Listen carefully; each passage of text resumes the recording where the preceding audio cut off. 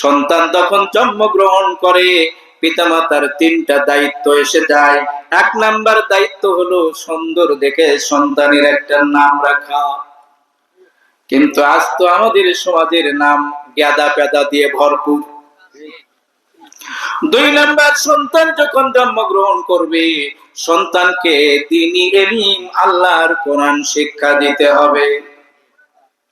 তিন নাম্বার, সন্তান যখন বড় হয়ে যাবে বিবাহের উপযুক্ত হবে, এই সন্তানের ছেলে মেয়ে সৎ পাত্র পাত্রী দেখে বিবাহের ব্যবস্থা করা।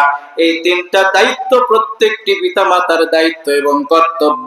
কোন একটি যদি আপনি পালন না করেন, কিয়ামতের ময়দানে এই সন্তান আপনাকে জাহান্নামের দিকে টেনে নিয়ে যাবে। ঠিক কিনা বলে?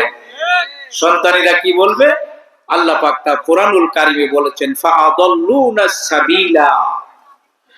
এই বাবা মা আমাদেরকে, এই নেতারা আমাদেরকে পথভ্রষ্ট করেছে, সুতরাং দিফাইনি মিনাল আযাব, আমাদেরকে যা শাস্তি দিবেন আমার পিতা মাতাদেরকে তার ডবল দেন। নাউজুবিল্লাহ কবেন না।